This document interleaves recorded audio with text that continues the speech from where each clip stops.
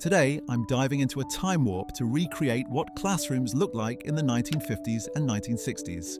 So buckle up because we're about to step back in time and explore not just the furniture and the decor, but also the teaching styles, the atmosphere, and even the social expectations that made these classrooms unique.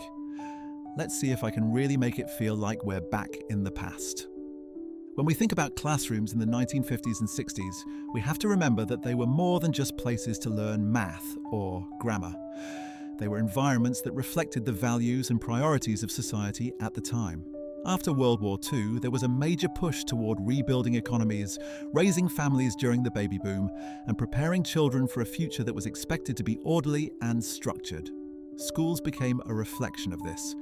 The traditional classroom setup often included long rows of wooden desks, each neatly arranged and facing forward toward a large chalkboard.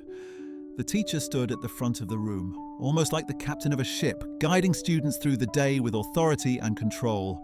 But it wasn't just about where the desks were placed. The entire philosophy of education in that era leaned heavily on structure, discipline, and repetition. Rote memorization, learning facts by repeating them over and over, was one of the main methods of teaching. Students recited multiplication tables, spelling lists, or historical dates until they stuck. Creativity and critical thinking weren't really priorities. The idea was that good students were obedient, disciplined, and able to recall information when asked. This style of education had its challenges. Resources were often limited. Many schools didn't have enough textbooks for every student, so books had to be shared. Worksheets were duplicated using mimeograph machines. If you've ever smelled that strong ink, you might still remember it. Technology was minimal. The chalkboard was the centerpiece, chalk and erasers were everyday tools, and sometimes, if a school was lucky, there might be an old overhead projector or a reel-to-reel film strip player used for special lessons. But these were rare. The atmosphere inside these classrooms was generally quiet, formal, and strict. Students were expected to sit up straight, keep their hands to themselves, and raise their hand before speaking. Talking out of turn could result in a reprimand, a trip to the principal's office, or, in some cases, corporal punishment, which was still accepted practice in many schools at the time. Respect for authority wasn't just encouraged, it was demanded. Teachers were figures of respect and fear all at once. The desks themselves are worth mentioning. In many classrooms of the 50s, desks were still the heavy wooden kind, sometimes bolted to the floor in long rows. Each had an inkwell hole, a reminder of the earlier days when fountain pens and ink bottles were the standard. By the 60s, more modern metal and wood combinations started appearing, but the layout was still rigid, rows facing forward, emphasizing that all attention should be on the teacher. And then there was the blackboard. It dominated the front of the classroom. Teachers spent hours writing notes, working out math problems, and erasing again and again with felt erasers that left a constant cloud of chalk dust in the air. Students often got the job of cleaning erasers by banging them together outside, something that felt like a chore at the time but is remembered fondly by many. Now let's talk about the subjects and the way they were taught.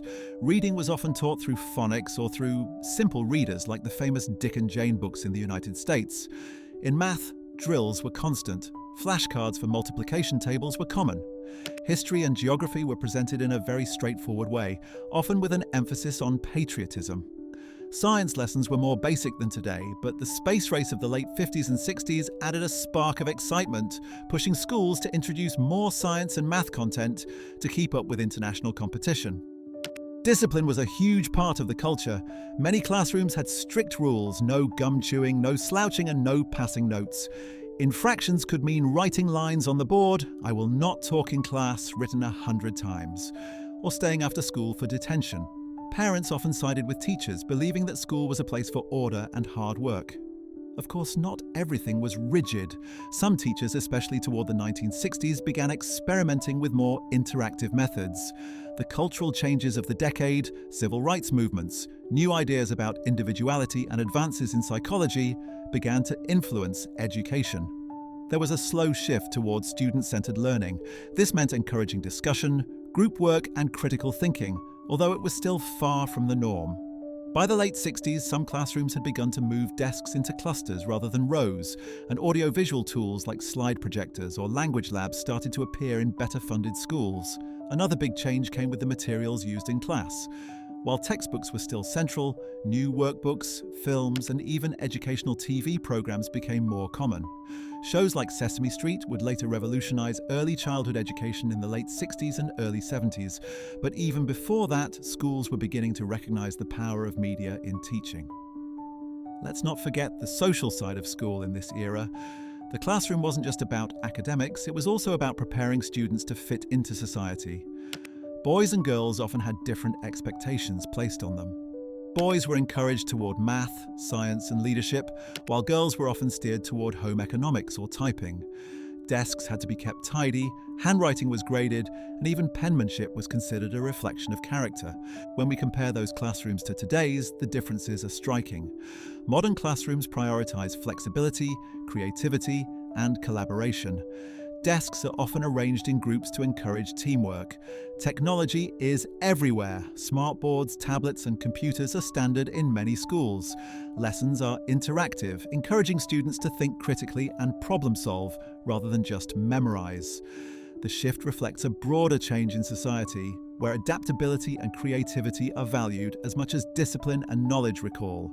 But it's important to recognize that the classrooms of the 50s and 60s laid the groundwork for this evolution. They represented a society that valued order and authority, but was also beginning to question and experiment with new ideas.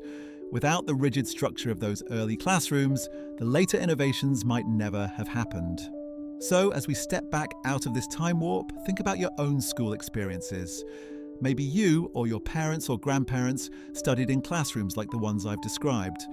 Did they tell you stories about strict teachers, chalk dust, and endless rows of desks? Or do you remember your own early classrooms having echoes of that style? If you had school experiences in the 50s or 60s, or even if you just love learning about educational history, I'd love to hear from you. Share your memories and insights in the comments below. I think it's fascinating to see how different generations experience school. And of course, don't forget to subscribe for more deep dives into educational history and other fascinating topics.